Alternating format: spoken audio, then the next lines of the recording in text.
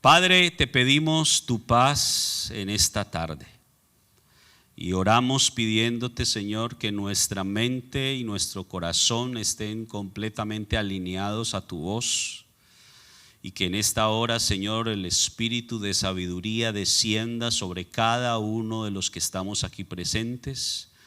Nos conceda, Señor, por tu gracia, el entender tu palabra y el descubrir en ella todos los tesoros de la misma sabiduría.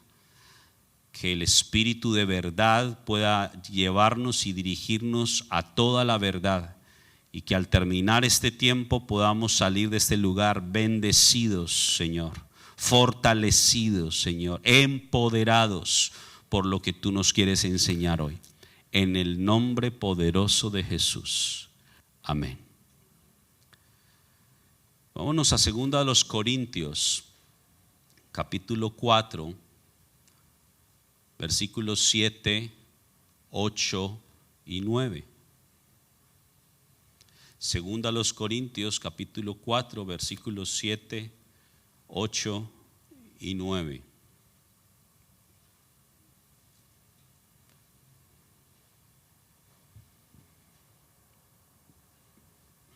Mire lo que dice la Escritura. Pero tenemos este tesoro en vasos de barro, para que la excelencia del poder sea de Dios y no de quienes, y no de nosotros. Pero tenemos este tesoro en vasos de barro. Pregunta, ¿cuál es ese tesoro? ¿Cuál es ese tesoro? Porque los vasos de barro, por supuesto, somos nosotros. Nos representa a nosotros. Pero dice que hay un tesoro contenido en ese vaso de barro. Ahora, si nos regresamos un poquitico, en el capítulo 4, pero desde el versículo 3, fíjense lo que dice.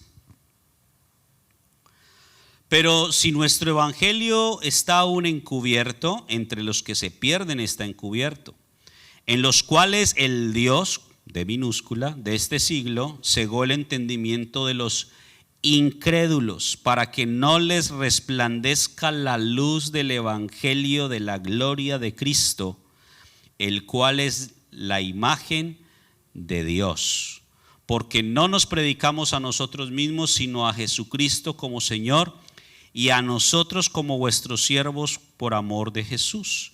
Porque Dios, que mandó que de las tinieblas resplandeciese ¿qué?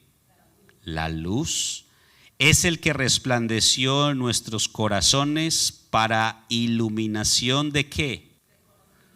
Del conocimiento de la gloria de Dios en la faz de Jesucristo. Entonces, leyendo estos primeros versos, nos ayuda a entender y a responder cuál es ese tesoro que está dentro de nosotros. Por supuesto, Pablo le está hablando no a un pueblo en general, le está hablando a un pueblo entendido. ¿A un pueblo qué? A un pueblo entendido. Y ese pueblo entendido es uno al que le ha resplandecido ¿qué? La luz. Entonces, ¿qué es lo que hay dentro de nosotros? ¿Cuál es el tesoro que hay dentro de nosotros? ¿O debería estar dentro de nosotros? La luz. Miremos lo que dice Mateo capítulo 5 versículo 16, por favor. Mateo capítulo 5 versículo 16.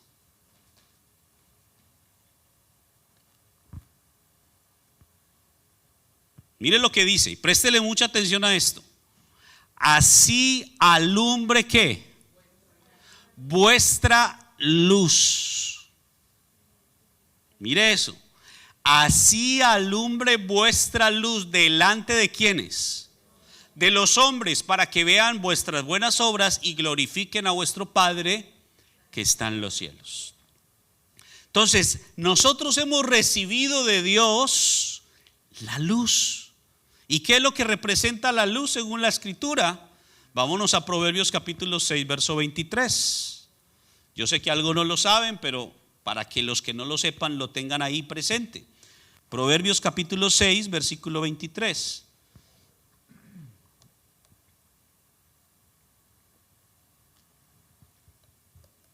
Mire lo que dice, porque el mandamiento es lámpara. ¿Y qué es la enseñanza? O sea que ¿qué significa la luz? Enseñanza.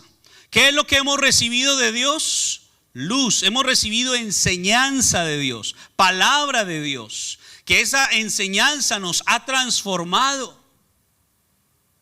Nos ha sacado de un lugar de tinieblas y nos ha trasladado a la luz admirable, según lo que dice Primera de Pedro capítulo 2 versículo 9. Para los que no lo saben, dice muy claramente esto: mas vosotros sois linaje escogido, real sacerdocio, nación santa, pueblo adquirido por Dios, para que anunciéis las virtudes del que los sacó de las tinieblas a su luz admirable. Entonces lo que Pablo está diciendo a la iglesia en Corinto es: miren, ustedes han recibido una enseñanza de sabiduría, una enseñanza de verdad que los ha sacado de esas tinieblas en las que estaban, que les ha quitado las vendas de los ojos, y ahora ustedes pueden ver a través de esa enseñanza la realidad de sus vidas. Y eso se ha convertido en ustedes en un tesoro. Y por eso en el versículo 7 de Corintios 4 nos dice eso: pero tenemos este tesoro en vasos de barro. Y es muy importante la primera palabra de ese verso, pero. Porque los otros 6 versos, o hasta el verso 6 termina el discurso de Pablo, escrito por supuesto, de una manera, ¿cómo decirlo? Positiva. Porque está hablando acerca de cómo el evangelio ha transformado. A pesar de que hay algunos que se pierden porque para ellos está encubierto, para ellos está velado, para otros el Señor ha resplandecido en sus corazones, aun cuando hay una operación del Dios de este siglo. La operación del Dios de este siglo se basa básicamente en cegar el entendimiento. Esa es la operación del Dios de este siglo, cegar el entendimiento. ¿Y qué es cegar el entendimiento? Mire, hay personas que por más que usted les quiera evangelizar, predicar, enseñar, por más que les muestren un verso y en otro, por más que les haga racionalizar las cosas, por más que sean lógicas y por todo lo que usted pueda hacer, no van a entender. Simplemente porque el Dios de este siglo cegó el entendimiento. Y va a escuchar de esas personas decir que otras cosas sí son reales y sí son verdad, pero lo que usted les dice no. Porque es una condición espiritual de ellos. Porque a ellos lamentablemente no les ha resplandecido la luz de Cristo. Pero aquellos a los que les ha resplandecido la luz de Cristo son los que tienen entendimiento. Y ese entendimiento los va a llevar al conocimiento. Por eso el verso 6 dice: porque Dios, que mandó que de las tinieblas resplandeciese la luz, es el que resplandeció en nuestros corazones para iluminación del conocimiento de la gloria de Dios en la faz de Jesucristo. ¿Y qué es el conocimiento según la Escritura? Vámonos a Juan capítulo 17 verso 3. Juan capítulo 17 verso 3.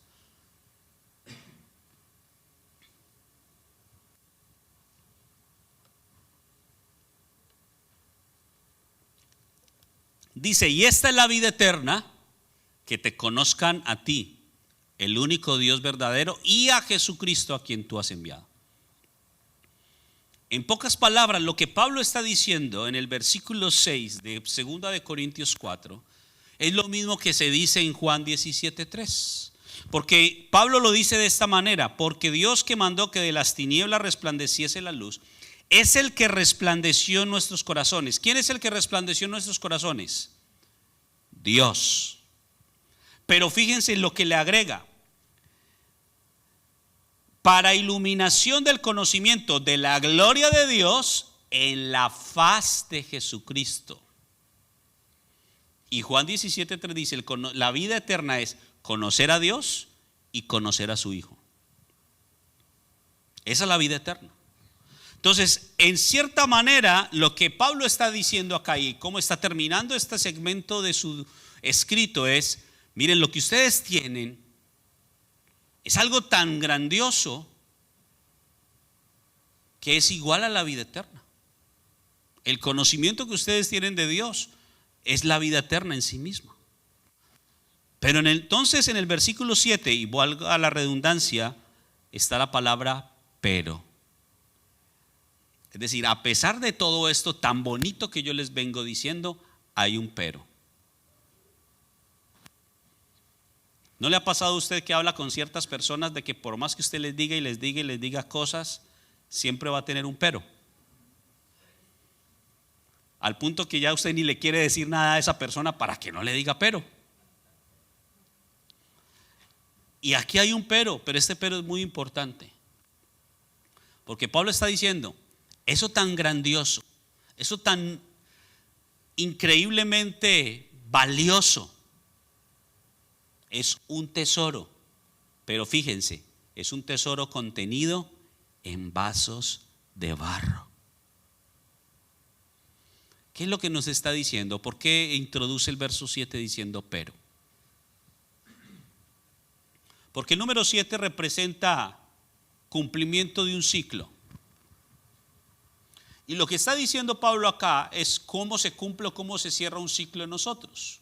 Un ciclo que comienza en un estado, por supuesto, de cegamiento completamente, pero que paulatinamente, a través de buscar al Señor, el Señor nos ha ido llevando en diferentes etapas, de manera que esa venda que teníamos en los ojos se va quitando poco a poco, hasta que se quita completamente y podemos ver muy bien. Si usted se coloca aquí dentro de este lugar, de este recinto, unas gafas oscuras, va a ver, pero no va a ver lo suficiente. Pero si usted se coloca unos lentes de acuerdo a lo que sus ojos necesitan, o si no necesita lentes, simplemente al quitarse los lentes oscuros, usted va a poder ver mejor. Pues para los que necesitamos lentes, si nos los quitamos, como que no vemos lo suficiente. Pero qué bien se ve cuando tenemos los lentes puestos, ¿no? ¿Y cómo se siente de bien cuando podemos ver? Pero no nos sentimos muy cómodos cuando no vemos bien. Y entonces, ¿por qué nos acomodamos en el estado espiritual de cegación? Estamos cegados, no podemos ver. Pero de ahí Dios nos sacó. Pero el ciclo se cumple en esto.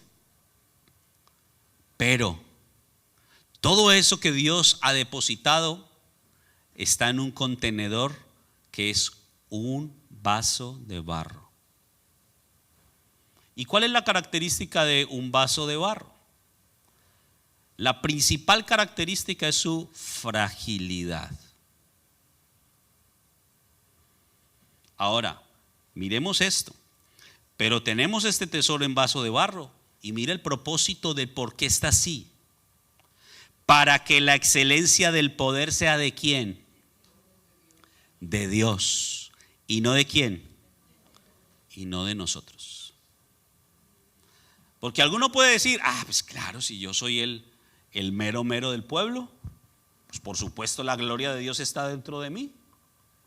O yo soy el que más sé, o yo soy el que mejor hablo, o yo soy el más guapo, o yo soy la más popular. Entonces, si sacamos nuestras credenciales, anulamos la obra de Dios en nuestras vidas. Entonces, el ciclo se termina en el momento en que usted y yo entendemos esto. Somos bien frágiles. Y alguno podrá decir: no, yo soy un varón, yo no lloro, yo no me quiebro. Pero aún el más varón es igual de frágil, porque somos vasos de barro. Si usted deja caer un vaso de barro, lo más seguro es que se rompa. Y entonces en ese vaso de barro es un contenedor ¿de qué? De ese conocimiento de Dios, de esa luz, de esa gloria de Dios. Cuando entendemos esto, comienza un nuevo ciclo. Verso 8. Y fíjense el ciclo, que muy seguramente no le va a gustar, pero es el ciclo que comienza.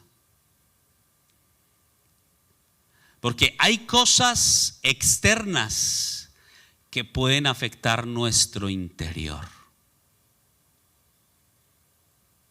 No debería ser. Ha escuchado en muchas ocasiones decir, las circunstancias no pueden cambiar nuestra fe, no pueden mover nuestra fe. Pero seamos sinceros, las cosas externas, muchas de ellas nos mueven. A algunos ciertas, a otros otras diferentes. Pero de que nos mueven, nos mueven. Esa es la realidad. Pablo lo está diciendo, mire, Pablo, el gran apóstol, ese que antes de ser escogido o antes de ser el apóstol que conocemos, perseguía a la iglesia y no le tenía miedo, no tenía miedo de matar a los discípulos, pedía autorizaciones para ir por todas las regiones y buscarlos, sacarlos de todos sus escondites. Después viene y ¿qué le resplandeció? La luz. Lo que lo transformó fue la luz. Y cambió completamente, pero previamente, ¿cómo estuvo? Ciego 3 días. Porque tenía que cumplir el ciclo, el proceso. Hasta que él se dio cuenta de esta verdad: yo soy un vaso de barro. Siendo ya el apóstol que nosotros conocemos, quizás el más reconocido bíblicamente hablando, porque es el que escribió prácticamente el 60-70% del Nuevo Testamento. Él mismo dijo: 3 veces le he pedido al Señor que me quite este aguijón en mi carne. Porque fíjense en esto, todos tenemos un aguijón en la carne. La pregunta que le tengo que hacer es: ¿cuál es el suyo? ¿Ya lo identificó? No crea que es su marido ni que es su mujer. O quizás sí, no sé. Usted tiene que descubrir cuál es su aguijón. Y entonces Pablo le dijo: Señor, quítame este aguijón en mi carne. 3 veces se lo pidió. Y el Señor le: ya te lo dije, Pablo, no. Te es suficiente solo con mi gracia. Pero fíjense, Pablo, entendiendo esto, dijo: de buena gana me gloriaré en mis debilidades, porque entendí que cuando soy débil, entonces soy fuerte. Mira, hay situaciones externas que pueden afectar nuestro interior. Eso es indiscutible. Yo no sé qué sean las cosas externas que a usted le puedan afectar. Yo conozco las que a mí me afectan. O al menos las estoy cada día descubriendo más. Y le pregunto al Señor: ¿por qué me afecta esto? ¿Por qué me afecta lo otro? Porque quiero buscar la raíz de todas esas cosas en mi vida. Porque no quiero simplemente ser una persona reactiva que simplemente reacciono de acuerdo a lo que viene a mi vida. No, yo quiero buscar la raíz. Y si la raíz está dentro de mí y es algo que yo tengo que tratar y que es malo en mi vida, yo quiero que salga de mí. Yo no sé si usted se pregunta por qué reacciona de ciertas maneras ante ciertas circunstancias. Yo me lo pregunto. Y me lo sigo preguntando: ¿por qué reacciono así? ¿Por qué hago esto? ¿Por qué no hago aquello? Le estoy preguntando a Dios. Esta última semana le he preguntado un montón de cosas. Porque en medio de los procesos como los que les mencioné al inicio, que estamos pasando en la congregación y que nos ha correspondido estar al frente de todo esto, pues todas esas situaciones también son escenarios en donde se abren situaciones de nuestro propio corazón. ¿Cómo reacciono? ¿Cómo reacciono yo cuando salen todas estas cosas y no tengo el recurso a la mano para atenderlas. ¿Cómo reacciono yo cuando necesito que alguien me arregle algo y no viene cuando lo necesito? ¿Cómo reacciono yo cuando espero que se cumpla un cronograma y no se cumple? ¿Cómo reacciono yo frente a diferentes cosas? ¿Por qué dije esto? ¿Por qué me molestó esto? ¿Por qué esto me generó cierta tristeza? ¿Cuál es tu aguijón? Pablo sabía cuál era su aguijón. Y el Señor le tuvo que decir: ya no me pidas que te lo quite, porque no te lo voy a quitar. Solamente bástate mi gracia. Ahora aquí dice: tenemos este tesoro en vasos de barro, para que la excelencia del poder sea de Dios y no de nosotros. Ahora entremos al verso 8, que inicia ese ciclo.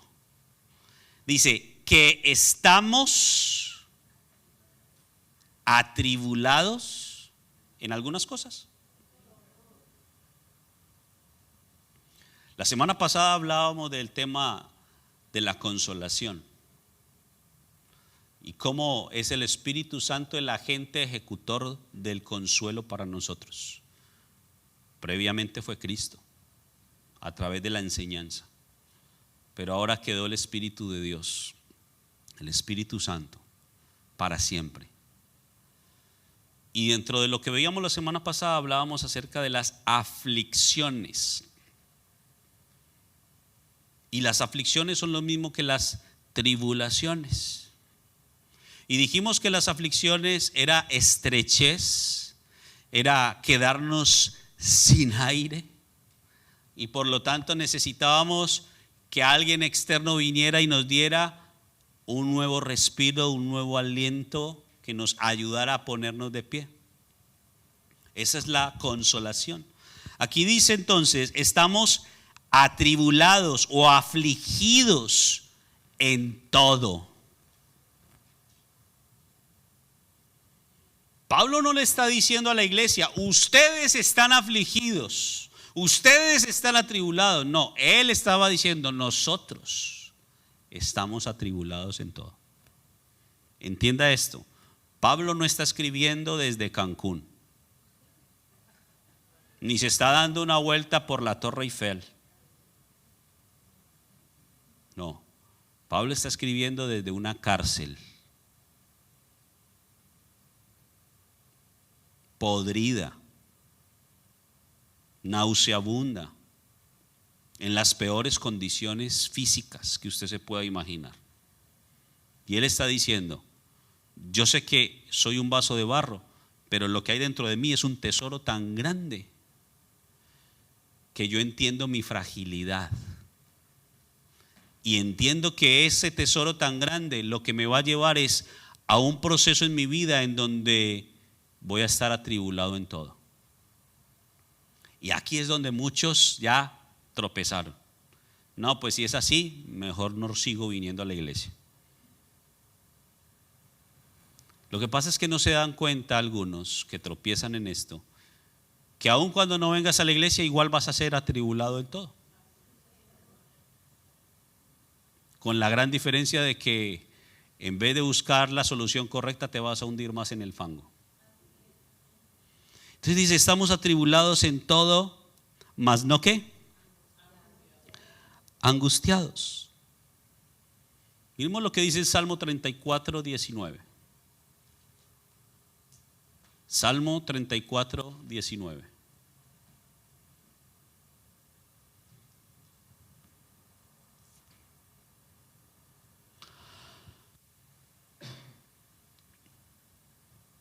¿Qué dice? Pocas son las aflicciones del justo. Mire lo que dice: muchas son las aflicciones del impío, muchas son las aflicciones del malo, muchas son las aflicciones de los que no conocen de Dios. ¿Eso es lo que dice? Muchas son las aflicciones del justo. ¿Quién es un justo? Uno que anda en sus mandamientos, uno que hace justicia.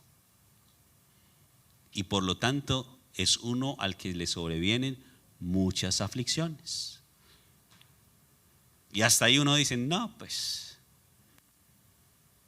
qué aliento el que me da el pastor. Yo venía buscando una palabra que me levantara y antes me está hundiendo más. Ya me puso la lápida encima. Mire lo que dice la segunda parte. Pero de todas ellas, ¿qué va a hacer el Señor? Lo que pasa es que no querías esperar, ¿no? Pero de todas ellas le librará Jehová. No el vecino, no el prestamista, no el banco, no el jefe, el Señor. Él te va a librar de todas esas aflicciones.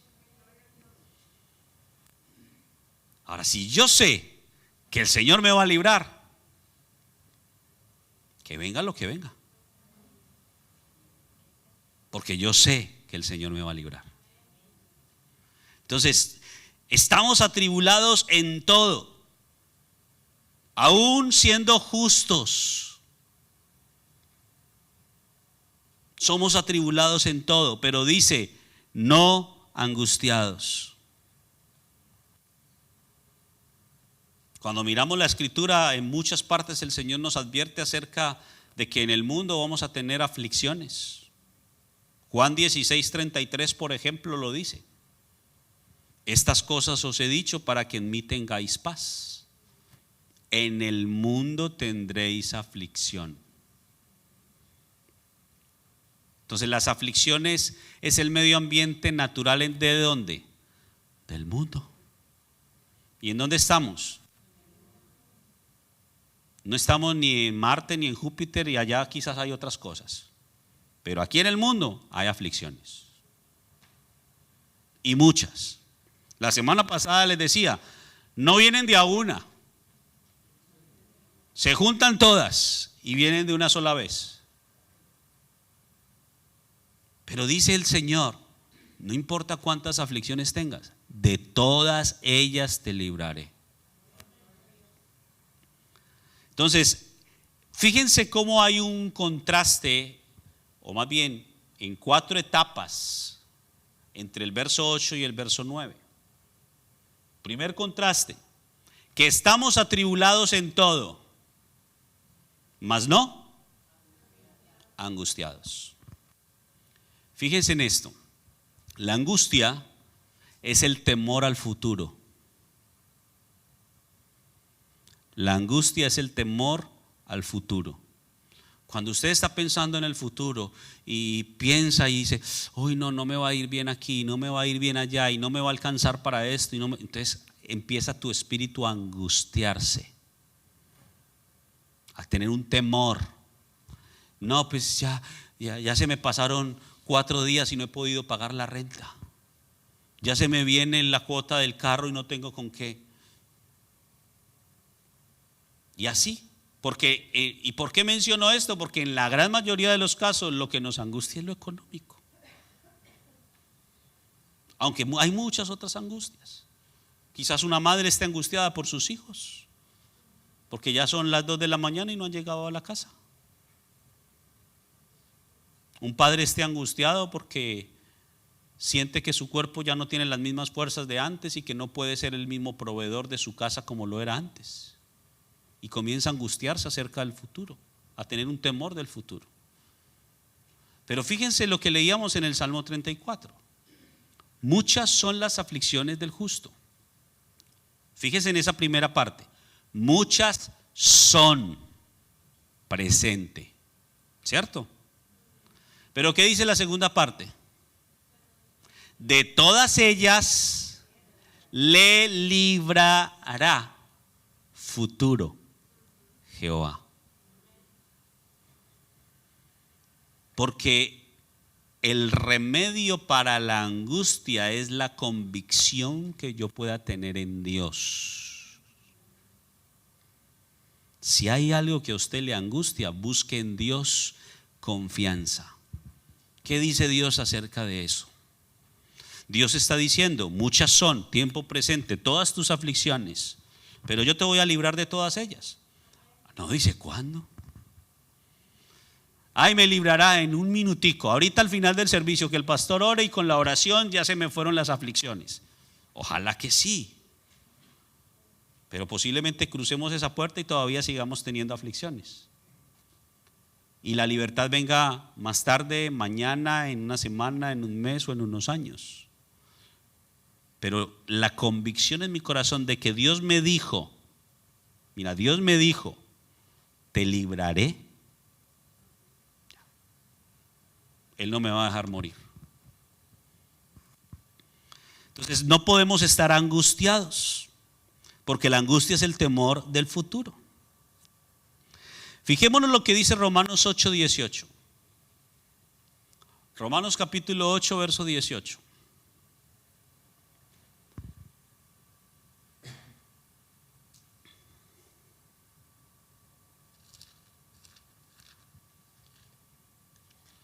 Mire lo que dice Pablo. Pues tengo por cierto que las aflicciones, plural, del tiempo presente no son comparables con la gloria venidera o del futuro que en nosotros ha de manifestarse. Cuando habla de manifestación es porque hay algo escondido que todavía no se ve. Hace un tiempo les conté acerca de una experiencia con unas plantas, cómo mi esposa y yo sembramos unas plantas o unas semillas más bien en nuestro jardín del frente de casa, y pues inocentemente pensábamos que en algunas semanas pues se iba a ver algo. Pasó casi 1 año y medio, ya hasta se nos había olvidado que habíamos sembrado semillas. En algún momento platicábamos y yo creo que esas semillas estaban malas. Y después de casi 1 año y medio empezamos a ver en el jardín una planta que no reconocimos. ¿Y esta de dónde salió? Con una flor amarilla lo más de linda. ¿Y esta de dónde salió? Y pensando de dónde salió, nos acordamos las semillas que sembramos hace más de 1 año. Necesitaba tiempo para manifestarse lo que dentro de la tierra estaba ocurriendo. Usted y yo necesitamos entender que el Señor está haciendo una obra dentro de nosotros y hay un tiempo para que esa obra que Dios está haciendo dentro de nosotros se manifieste. No le puedo garantizar de que no le duela, pero lo que sí le puedo garantizar es que hace algo muy bueno. Sigamos, el verso 8 nuevamente, de 2 de Corintios 4. Entonces, que estamos atribulados en todo, mas no angustiados, en apuros, mas no desesperados. Mire, apuros significa estar en un callejón sin salida. ¿Le ha pasado alguna vez que se ha encontrado en un callejón sin salida? Eso es estar en apuros. ¿Le ha pasado a usted que se ha perdido alguna vez? Eso es estar en apuros. Eso significa. Porque de la raíz original aquí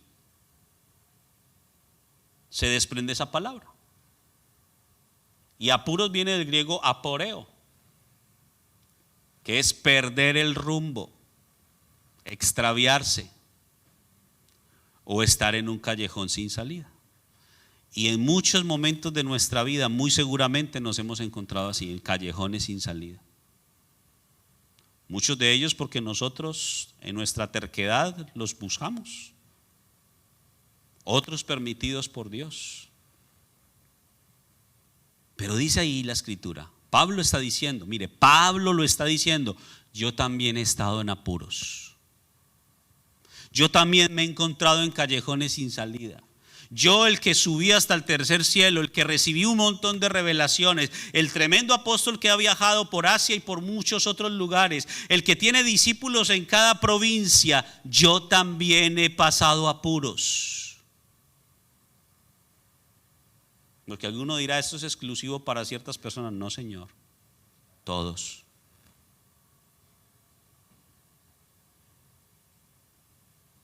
¿Y sabe por qué le estoy hablando de esto? Primero, porque en el corazón de Dios estaba que habláramos de esto. Segundo, porque es continuación de lo que Dios nos enseñó la semana pasada. Pero tercero, y la razón más importante, porque ha sido parte de mi vivencia durante la última semana.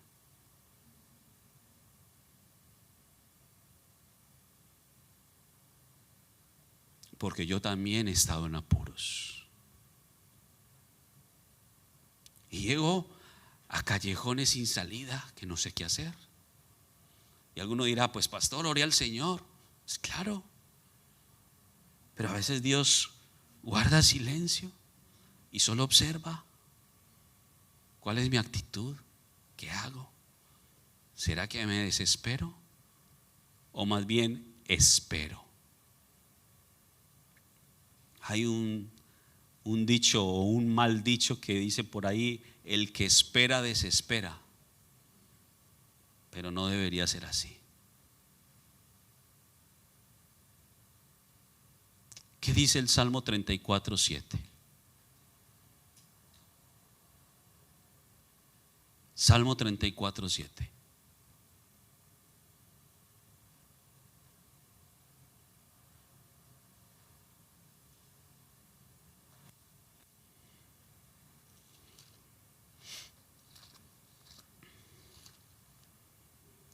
Te lo confirmo.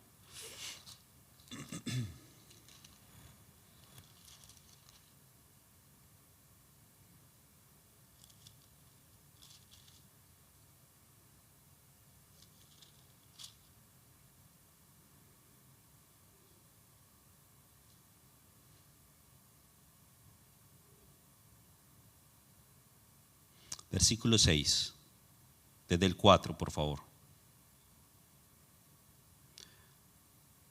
¿Qué dice? Busqué a quién. ¿Y qué hizo? Y me libró de todos mis temores. Siguiente. Los que miraron a él, ¿qué? Fueron alumbrados y sus rostros no fueron avergonzados. 6.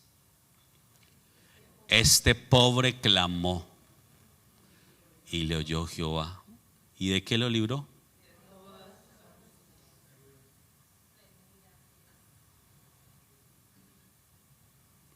Pero cuando yo llego a un punto donde no sé qué hacer,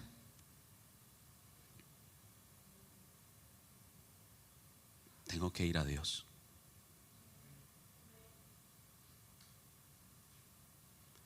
Y algo que he experimentado esta semana que me ha impactado personalmente es que he sentido un quebrantamiento tan fuerte con deseos de llorar, pero no lloro. Y esta tarde estaba meditando en eso y le preguntaba: Señor, pero tengo ganas de llorar, pero no lloro. Y me mostraba el Señor es que el llanto va por dentro. Hay un quebranto en tu espíritu, porque estoy mostrándote un montón de cosas que quiero cambiar, estructuras en ti que tengo que cambiar. Para poderte llevar a donde te quiero llevar, necesito primero destruir las estructuras que hay en ti. Y eso es lo que Dios hace en todos nosotros: rompe estructuras. Y me ha enseñado tanto el Señor en este proceso de lo que estamos haciendo. Porque uno diría: ¿para qué dañar algo que se supone está funcionando? Pues en la apariencia estaba funcionando, pero debajo de todo lo que estaba funcionando había algo que no estaba funcionando, o al menos no bien. Y es lo que pasa en muchas de nuestras vidas. Parece ser que en la apariencia cosas están funcionando bien, vengo a la iglesia, estoy creciendo, estoy aprendiendo, estoy entendiendo, pero muy posiblemente en la profundidad de nosotros hay cosas que no están bien, y ahí es donde Dios quiere trabajar. Y por eso, para aquellos que han sido alumbrados con la luz de Cristo, aquellos que están entendiendo y conociendo al Señor, son aquellos a los que Dios introduce en este nuevo proceso, en donde lo primero que Él permite es que seamos atribulados en todo. porque Él quiere ver a ver si nos angustiamos o no nos angustiamos.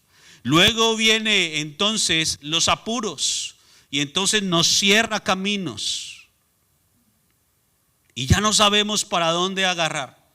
No sé, no puedo irme ni para atrás, no puedo seguir adelante, no puedo girar ni a derecha ni a izquierda. Estoy en un callejón sin salida, no sé qué hacer. Me metí en esta situación, me metí en este negocio, acepté este trabajo, me asocié con tal persona y ahora ya no sé qué hacer. Se me vino una avalancha de problemas. Y entonces dice el Señor, ok, quiero que puedas estar en apuros, pero quiero ver que no te desesperes. Ahora, 37, Salmos 37, 7.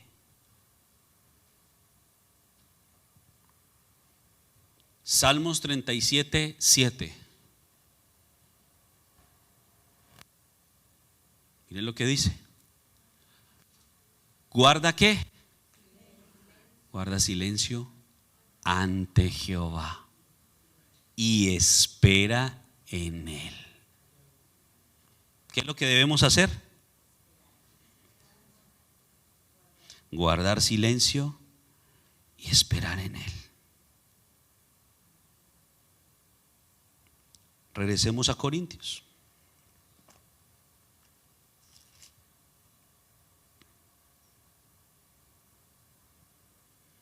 Entonces, que estemos en apuros, mas no desesperados. Mire, la palabra desesperado es una palabra compuesta que significa sin esperanza. Y en la escritura la esperanza hace referencia a la salvación. Y entonces Dios está diciendo, ok, puedes tener tribulaciones, pero no angustia. Puedes estar pasando apuros, pero no puedes estar sin esperanza, sin salvación. Miremos lo que dice Mateo 6:34.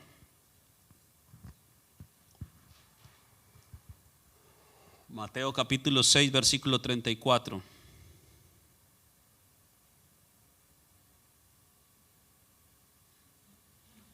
Mire, así que no os afanéis por el día de mañana, porque el día de mañana traerá su afán. Basta cada día su propio mal. La desesperanza es el resultado de un corazón afanado. Es cuando la turbación viene a tu vida y no te permite ver la obra que Dios está haciendo en ti y a través de ti. Y entonces te desesperas, no sabes qué hacer. Y si alguien actúa de forma desesperada, ¿creen ustedes que va a hacer las cosas bien hechas? Para nada.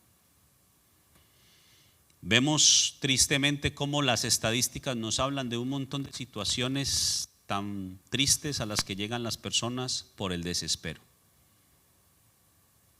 Una de ellas, suicidio. ¿Por qué se suicida una persona? Porque se quiere matar simplemente. Porque está en apuros, en un callejón sin salida, porque no sabe qué hacer y ha llegado a tal punto de que está desesperado o desesperada.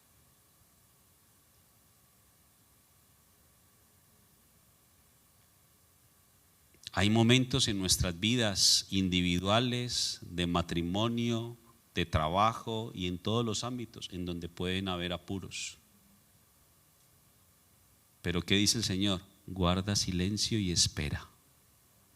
No te desesperes. Entonces la desesperanza habla de alguien que está perdiendo su salvación.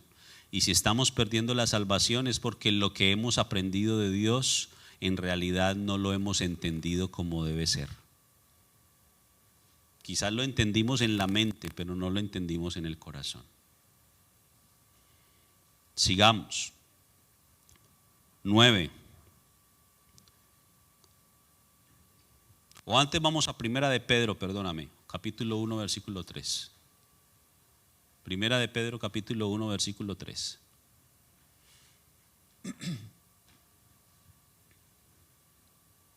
Primera de Pedro, capítulo 1, versículo 3.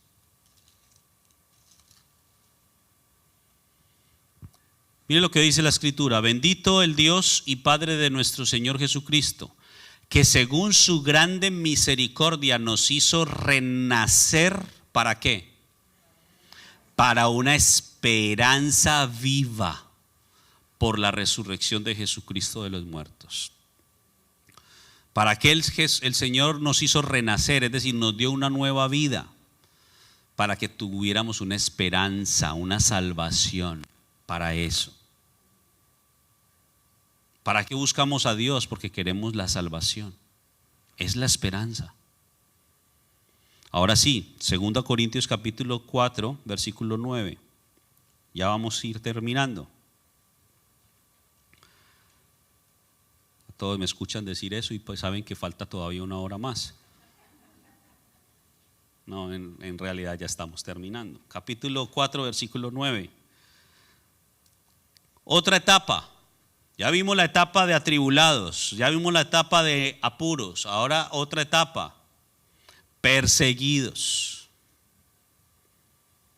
Y fíjense, es la tercera etapa del nuevo ciclo, que empezó con tribulación. Tribulación, apuros, persecución. No podemos ignorar esto. Vamos a ser perseguidos. Y algunos pueden estar pensando, ay sí, como por allá en el Medio Oriente, que a los cristianos los matan. En realidad esa no es la persecución que nosotros vivimos. Vivimos otro tipo de persecución. Pero todos vamos a padecer la persecución. Todos. Los que estamos entendiendo, los que estamos recibiendo el conocimiento de Dios. Pero fíjense lo que dice: perseguidos, mas no desamparados. Es decir, nos pueden perseguir, pero tengamos presente esto: no estamos solos. No estamos solos. Jeremías fue perseguido. Profeta Jeremías, muchísimo. Lloraba por todo. Eran tantas las aflicciones que él tenía que lloraba. Jeremías se conoce como un profeta señal. ¿Qué significa eso? Su vida era una profecía. Su vida misma era una enseñanza de Dios para nosotros. Porque en el mundo tendremos aflicciones. Entonces fue perseguido muchísimo y lloraba. Pero él entendió esto: Jehová está conmigo como poderoso gigante. Y por eso no voy a temer. Me están persiguiendo. Vénganse todos, porque conmigo está Jehová como poderoso gigante.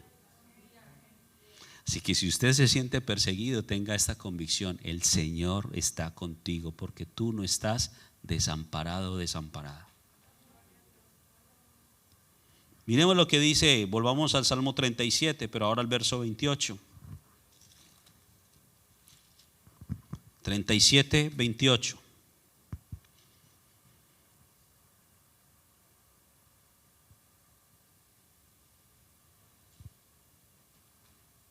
Salmo 37, 28.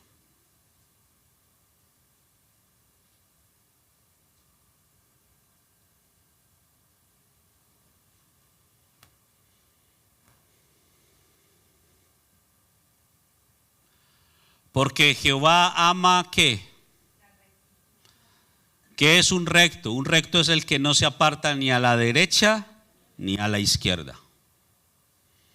Recto es uno que ha alcanzado el tercer nivel de elevación, porque el primero es un bueno, luego es un justo. Muchas son las aflicciones del justo, pero luego vienen los rectos y a los rectos los persiguen. Porque Jehová ama la rectitud y no desampara a quienes, a sus santos. Para siempre serán ¿qué? Guardados. justos, mas la descendencia de los impíos será destruida. 94:14, Salmos 94:14. Salmos 94:14.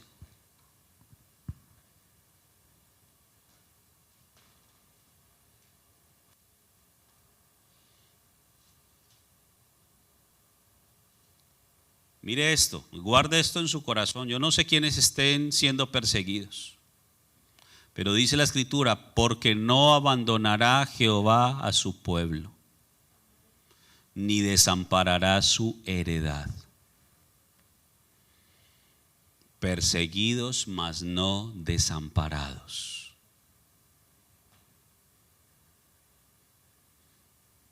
Finalmente el Salmo 138, verso 8.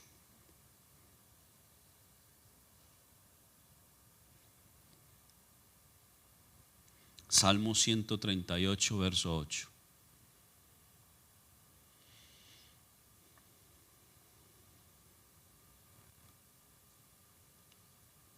Jehová cumplirá su propósito en mí. Tu misericordia, oh Jehová, es para siempre. No desampares la obra de tus manos. No estás desamparada. Aunque te persigan, aunque te critiquen, aunque no te entiendan, el Señor no te ha desamparado. Y la última parte del verso 9, regresando a 2 Corintios. Derribados, pero no destruidos. Derribados, pero no destruidos. Y derribar habla de caerse. ¿Qué dice Proverbios 24:16? Proverbios 24:16.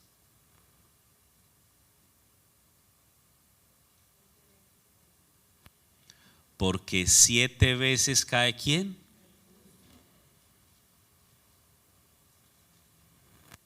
Los justos también caen.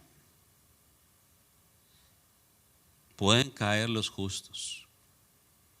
Aún los rectos también pueden caer. 7 veces cae el justo, pero ¿qué hace? ¿Se queda en el suelo? Y vuelve a levantarse.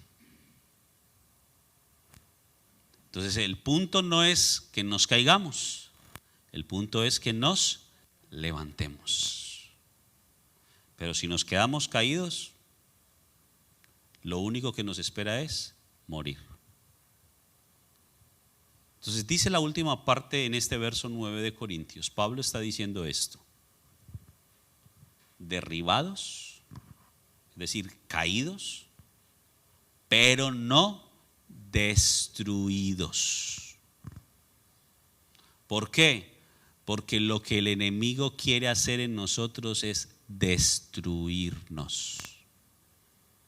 Juan 10:10 dice: el ladrón no viene sino para hurtar, matar y destruir. Eso es lo que quiere el enemigo, destruirnos. Dios no nos quiere destruir, Dios nos quiere edificar. Aunque para edificarnos tenga que destruirnos. Eso es como una contradicción, ¿no? Pero como Dios sabe qué es lo que quiere hacer en nosotros, Él sabe que muchas estructuras en nosotros no quedaron bien hechas. Entonces es mejor derribar todo y levantar de nuevo. El enemigo no quiere volver a levantar, el enemigo quiere derribar y que quede todo en ruinas. El enemigo te quiere tirar al suelo y que te quedes ahí y que te mueras ahí. El Señor puede permitir que caigas, pero Él quiere que te levantes. Ahora, si miras en estas 4 etapas, y les decía, hay un contraste. Y piénselo y medítelo, y aún yo sé que durante esta semana el Señor le va a hablar mucho más en esto. Pero fíjense muy bien en estas 4 cosas: atribulados,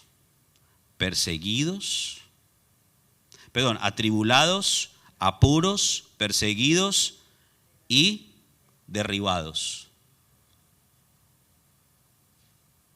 Y el contraste con angustiado, desesperado, desamparado, destruido. Fíjense muy bien en estas 4 cosas en contraste, porque las primeras 4 hablan de cosas externas. ¿De dónde vienen las aflicciones? De lo externo. Si recapitulamos rápidamente, ¿qué me puede generar aflicción o tribulación a mí? Ay, no tengo dinero. Externo. Ay, me peleé con fulanito de tal. Externo. Ay, perdí mi trabajo. Externo. Luego, dice, apuros. ¿Qué me lleva a estar en un sin salida, en un callejón sin salida? Situaciones externas, puertas que se cierran, relaciones que se rompen, decisiones mal tomadas, etcétera, etcétera, etcétera. Externo. ¿Quién me persigue? Alguien externo. ¿Y quién me derriba? Algo externo. Ay, es que se cayó solo. Sí, pero es que te tropezaste. O te tumbó el viento. Algo externo. Esas cosas son producidas por factores externos. Pero si miran la contraposición o el contraste a donde Dios quiere que usted y yo lleguemos, es que nada de lo externo afecte mi interior. Es decir, que no me lleve ni a angustiarme, ni a desesperarme, ni a sentirme desamparado, ni mucho menos destruido. Porque la obra que Dios está haciendo en mí es un tesoro tremendo. Aun cuando yo sea un vaso frágil, pero que yo entienda esto: la excelencia del poder es de Dios y no mía. Si yo hago las cosas a mi manera, muy seguramente las cosas no me salen bien. Pero si yo hago las cosas a la manera de Dios, nunca me van a salir mal. Aun cuando no se den los resultados que quiero. Entonces, ¿cómo puede lo exterior afectar mi interior? Porque al fin de cuentas, lo más importante ni siquiera es el vaso de barro, es lo que contiene el vaso de barro. Una de las cosas, y esta ilustración la usé en una enseñanza hace un poco más de 2 años. Cuando usted va a un restaurante, digamos, elegante,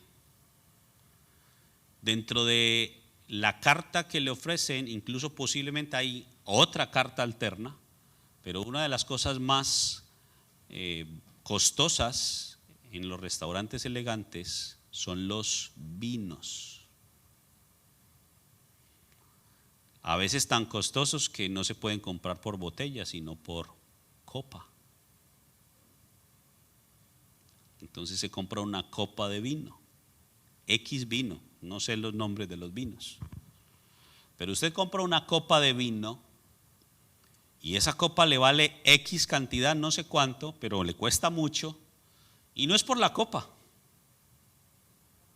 es por el vino. O sea, lo valioso no es la copa, lo valioso es lo que contiene la copa. Eso mismo pasa en nosotros. Lo valioso no es este cuerpo físico que aún Dios cuida, es lo que Dios ha depositado dentro de nosotros. Si este cuerpo se deshiciera, dice Pablo, en Dios tenemos un edificio, un templo no hecho de manos. Así que si el enemigo me viene y me golpea con aflicciones, con apuros, con persecución y aún poniéndome zancadilla para que yo caiga, yo estoy seguro de que mi Dios no me va a dejar desamparado. Yo estoy seguro de que mi Dios no me va a dejar angustiarme. Yo estoy seguro de que mi Dios no va a dejar que yo pierda la paz y que pueda esperar en Él todos los días de mi vida, guardando silencio, aunque no entienda. Porque hay muchas cosas que no entendemos, pero en su tiempo las vamos a entender. Termino con esto: no dejemos que lo exterior cambie nuestro interior para mal, porque definitivamente Dios está cambiándonos y usará lo exterior para cambiarnos. Por eso le decía al principio, es inevitable que lo exterior nos afecte, nos va a afectar, pero de nosotros individualmente depende cómo me afecta, para bien o para mal. Las aflicciones nos vienen a todos. Yo no sé cuáles son las suyas. Todos tenemos aflicciones. ¿Qué tal si se pone de pie?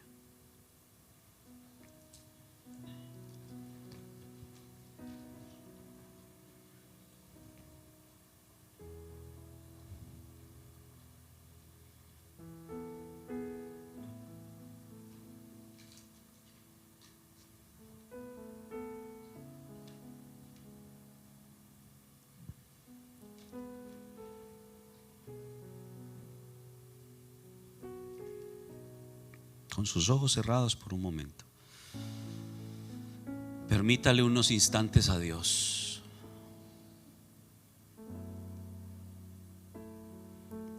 Señor, sella esta palabra, te lo pido por favor.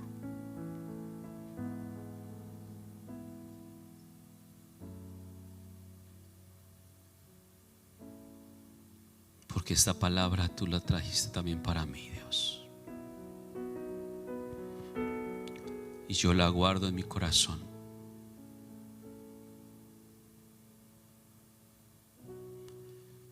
Yo no sé cuántas veces usted ha sentido el quebranto en su corazón de tal manera que lo único que quisiera es postrarse en el piso. Pero así yo me he sentido.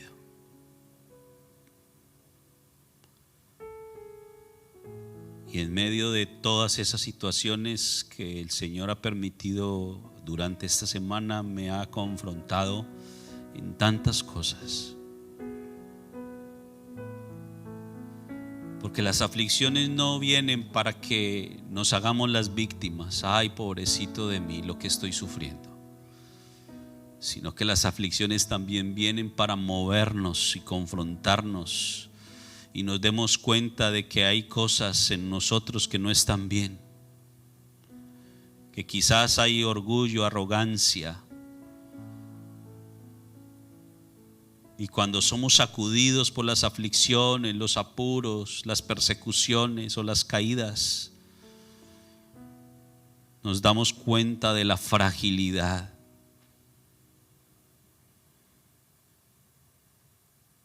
Pero a la misma vez nos damos cuenta de la gran potencia de nuestro Dios. Y esto es algo que no todo el mundo lo entiende. Solo quienes lo vivimos lo entendemos. Como hay momentos en nuestras vidas en donde las vías se cierran y estamos en encrucijadas, en donde sentimos que el peso del mundo cae sobre nuestros hombros, donde no entendemos el porqué de muchas cosas y aún sentimos dolor, tristeza, decepción, frustración y tantas otras cosas juntas. Y posiblemente ni es suficiente decir: Señor, ¿dónde estás? Porque no oyes mis ruegos. Pero el salmista dijo: este pobre clamó y le oyó Jehová. y le libró de todas sus angustias. Pero se necesita un corazón quebrantado y humillado delante de Él, que Él pueda decir: Señor, yo no lo puedo hacer en mis fuerzas. Ya no hay fuerzas en mí, Dios. Te necesito, Dios. Muéstrame el camino. Trae luz a mi vida. Perdóname porque yo mismo me he metido en cosas que no me he debido meter. He tomado decisiones que quizás no he debido tomar. Y ahora me siento en un callejón sin salida, Señor. Visualizando tantas consecuencias de esas decisiones. Y lo único que puedo hacer hoy es decir: Señor, auxilio, socórreme, porque se fueron mis fuerzas, se me acaba el aliento y necesito de tu consuelo. Que venga tu Espíritu, Señor, esta tarde y consuele cada corazón hoy. Que aquellos que están dolidos, frustrados, cansados, sientan, Señor, las nuevas fuerzas que vienen de ti. Que aquellos que tienen problemas, controversias, discusiones, pleitos o tantas cosas, Señor, pedimos tu consejo.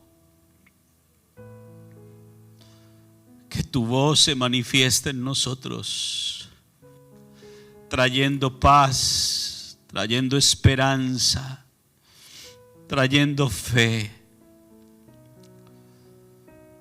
Llévate el temor al futuro, la angustia, y tráenos la certeza de que tú estás con nosotros y nos librarás de todas nuestras angustias. Llévate el dolor, la tristeza, el cansancio y todo lo demás, y renueva en nosotros, Señor, las fuerzas. Porque tú eres especialista en multiplicar las fuerzas al que no tiene ninguna.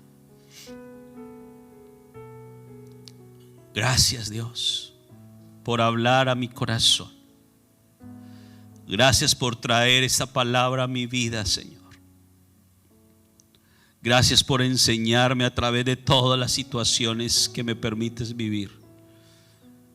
Te pido que me ayudes a estar siempre alerta y atento para aprender, para entender y para conocerte más. Te doy gracias por un pueblo entendido que sabe que aunque está pasando momentos difíciles, tú estás con él. Te doy gracias, Señor, por la obra extraordinaria que estás haciendo en muchos y ojalá en todos.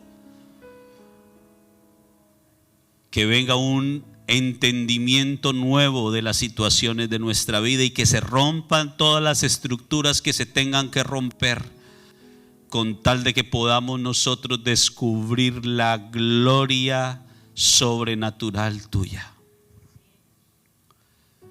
Que podamos experimentar en nosotros la potencia de tu presencia y que tu Espíritu infunda un nuevo aliento en nosotros. Todo esto te lo pedimos en el nombre poderoso de Jesús. Amén y amén.